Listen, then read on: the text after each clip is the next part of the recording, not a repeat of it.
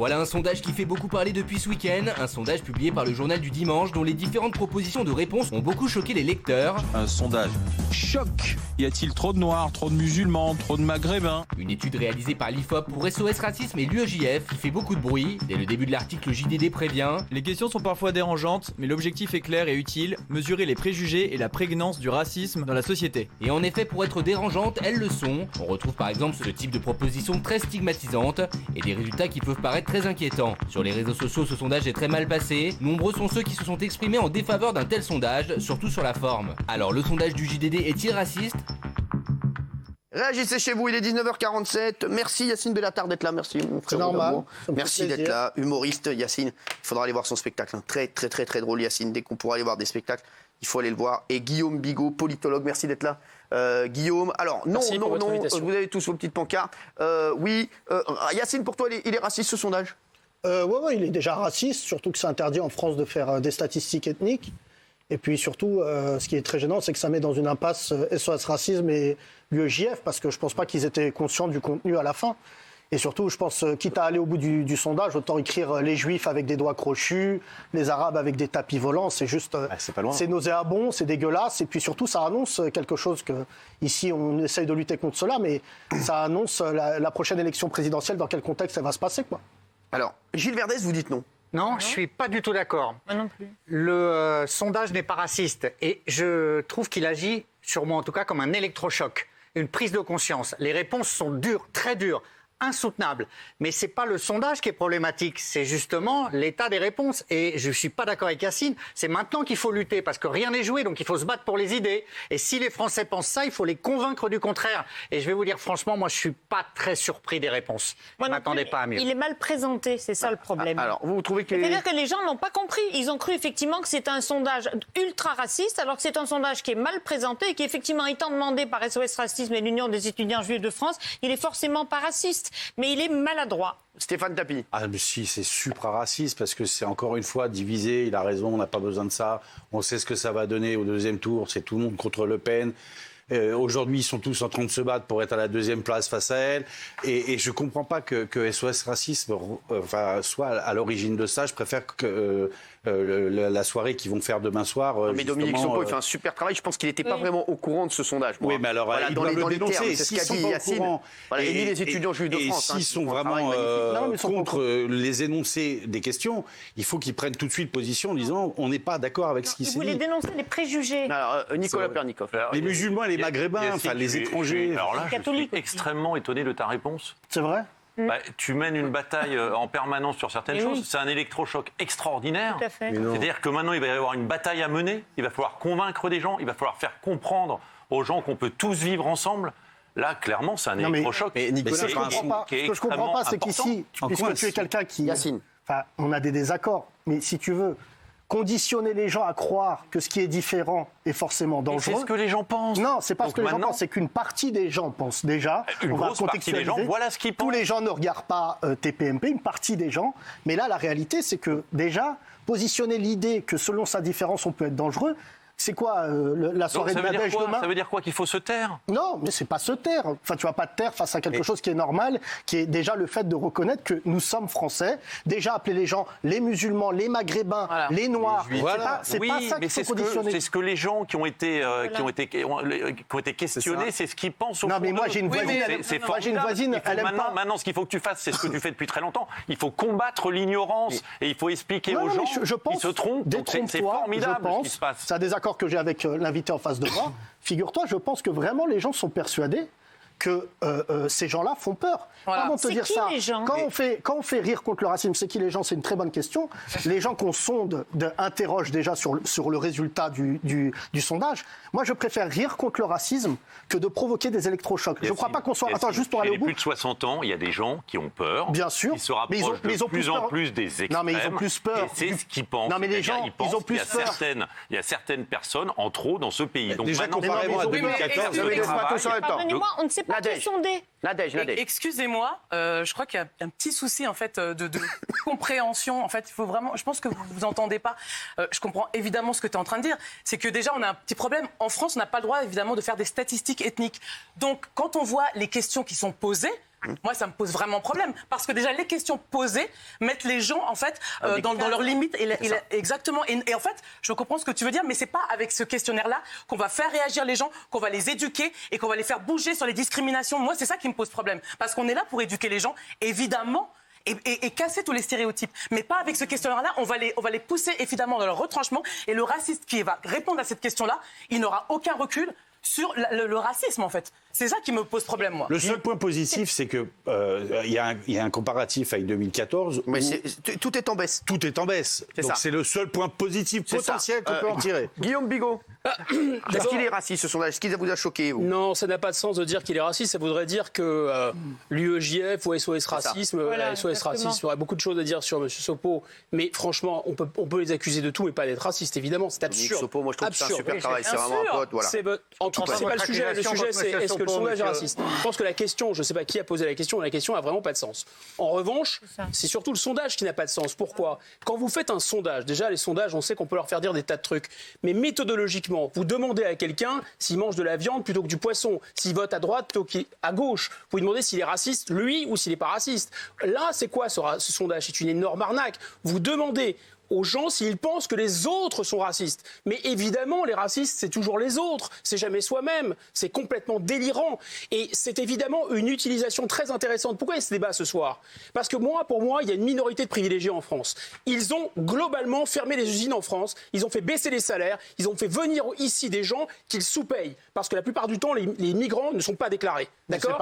Et qu'est-ce qu'on fabrique? Mais bien sûr que si, c'est le cœur du sujet. C'est le cœur du sujet. Et le business consiste pour les privilégiés. Laisse-moi terminer. Le business consiste pour les privilégiés à faire croire qu'il y a du racisme d'une part et d'autre part à exciter les différences et les haines entre les gens. Ce sondage sert à ça. Le JDD et la Pravda de Macron. Monsieur Bellatar était le bouffon du roi. Il a servi Macron et ça va dans le même sens. Yacine Bellatar. Vous êtes pour moi quand même. Vous n'avez pas accepté de bosser pour lui? Non mais Guillaume Bigot, c'est pas le débat. Deuxièmement, si c'est le débat, le JDD et pro Macron. Je sais que sur CNews, vous avez un long tunnel où vous dites que de la merde. Moi ici, je dois vous répondre. 1, 2, vous portez très bien votre nom. Je vais vous dire le troisième point. Mais la tarte, ça rime avec bâtard, c'est pareil, c'est marrant. Comment vous faites pour insulter quelqu'un? J'essaie de mettre à votre niveau, si vous voulez. Insultez? Parce que vous m'avez dit, franchement, là, regardez bien votre nom. Qu'est-ce que c'est? C'est de haute volée en On est là pour faire un débat. Regardez les Français. On est là pour faire un débat pour ironiser sur les noms de famille. Vous voyez, regardez. Yacine, répondez à Guillaume Bigot. Je veux bien répondre, mais regardez. Vous faites pas de la merde, vous dites que mon nom, je porte bien mon nom, mais regardez, je vous dis la vérité. Là, moi, je viens de me faire insulter. Alors oui, c'est vrai que c'est le bouffon de Macron. Donc, déjà, je suis le bouffon de personne. Et deuxièmement, me traiter de bâtard. Objectivement, je vous ai pas traité de bâtard, vous m'avez dit que je portais bien mon nom. J'ai dit que c'était aussi malin que de dire que votre nom rime avec bâtard. J'ai même pas écouté, c'est quoi son nom? S'il vous plaît. Non mais c'est quoi? Guillaume, tout à l'heure, je vous donne l'autoroute. Je vous écoute. Non, mais déjà, faut pas me tutoyer. Je suis pas votre chauffeur Uber. Est-ce que vous voulez tutoyer? Deuxièmement, je crois que vous entendez des voix. Mais vous voulez parler tout seul? Terminé, Yacine. Non mais objectivement, vous êtes là, vous faites partie. Je vous écoute. Mais vous êtes présidentiable, vous êtes là depuis tout à l'heure. Là, les Français, vous venez de leur donner un exemple que seule cette émission peut souligner. C'est que les racailles ne sont pas du côté où on le pense. Vous insultez, vous provoquez, vous êtes là, vous n'êtes même pas capable de vous remettre en question. Aujourd'hui, quand vous commencez votre intitulé, quand vous commencez votre intitulé par le fait de faire croire, oui, je connais le président de la République, ça vous pose un problème? Est-ce que ça vous pose un problème, Bigot?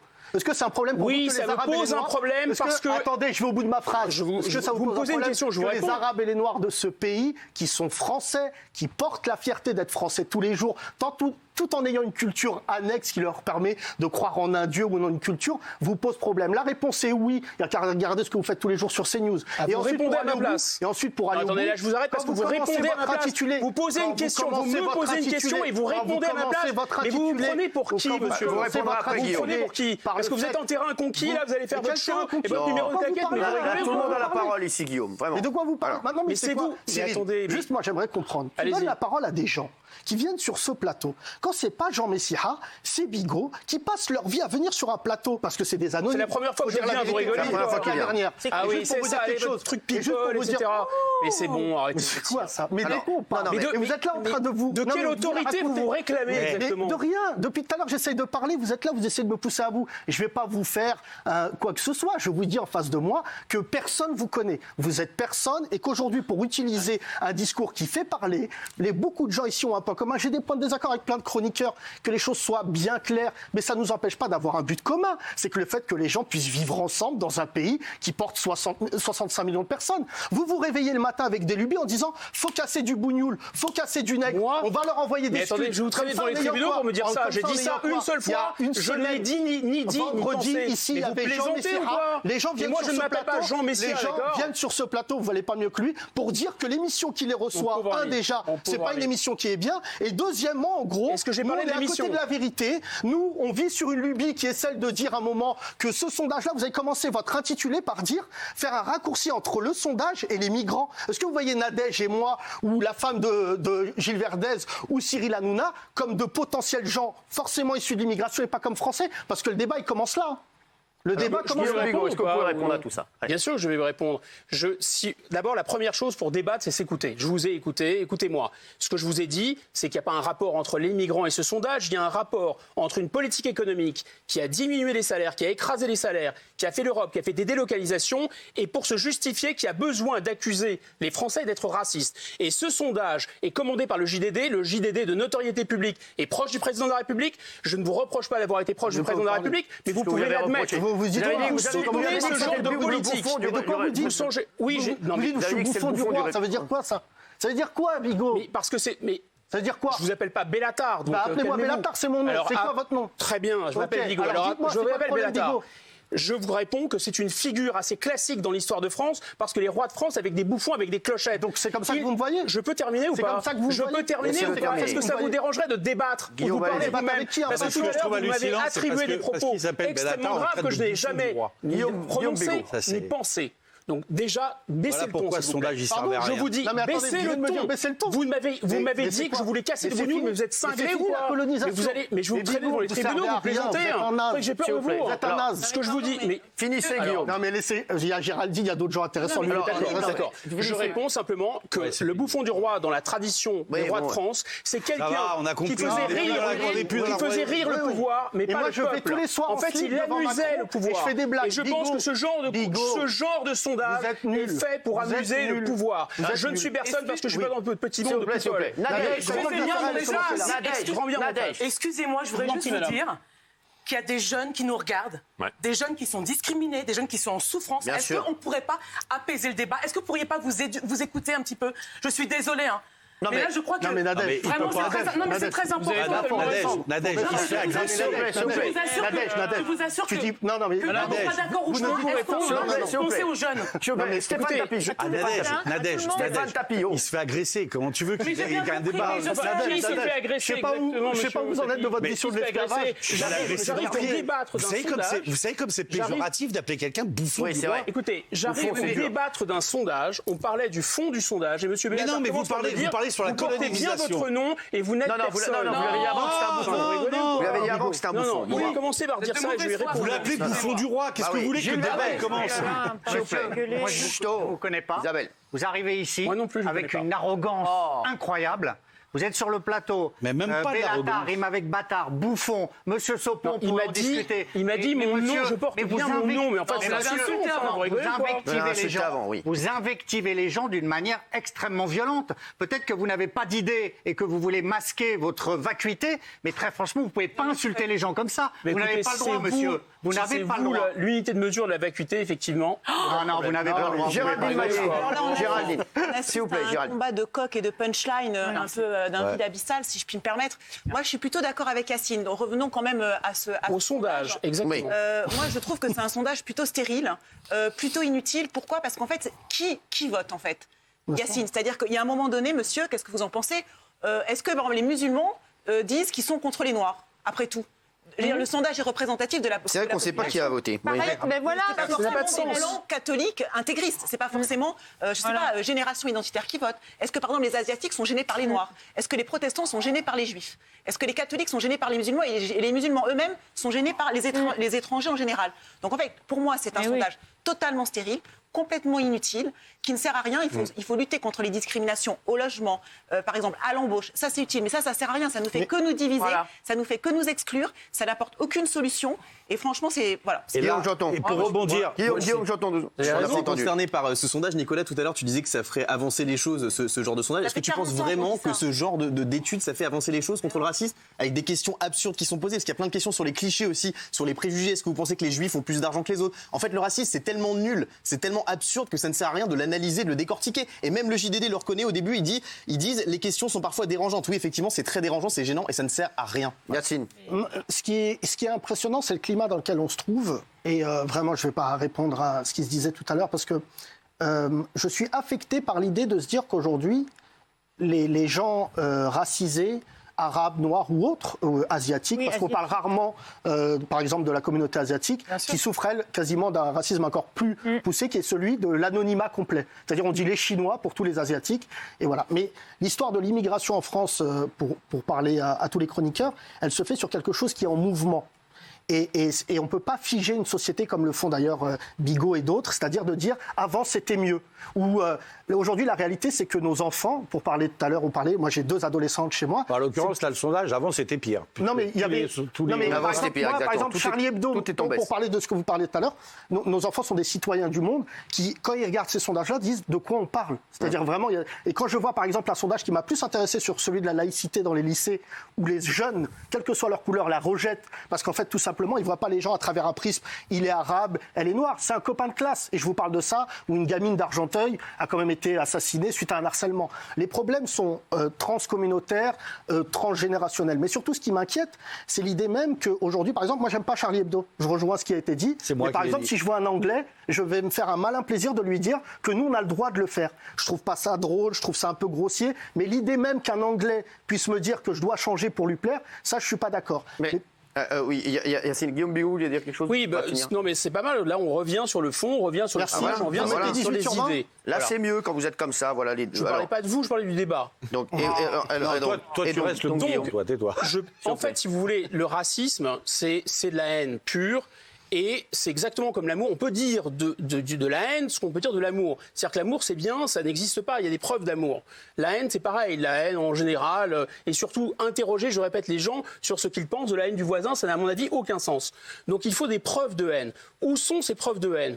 Combien de gens racisés, comme vous dites, j'aime pas ce terme, sont tués en France parce qu'ils sont racisés? Ça existe aux États-Unis. Ça existe. S'il vous plaît. On a terminé les chiens. On va voir ce qu'on pense. Il y a plus de 260 personnes qui sont en revanche qui ont été tuées par l'islamisme. Regardez, 38%. Mais Cyril, à 62%. Mais Cyril, comment on peut sortir une phrase comme finir là-dessus, dire les Arabes et les Noirs ne meurent pas et 262 personnes ont été tuées par l'islamisme? Vous êtes un bigot, vous êtes un bon à rien. Les gens qui tuent, les gens qui tuent le font au nom d'une religion, mais n'incarnent pas une religion. Je parle d'une idéologie totalitaire. Je ne parle pas d'une couleur. Qui donne raciste. C'est ça. Avec votre condescendance, retournez à la cour avec vos clochettes. Voilà. Merci.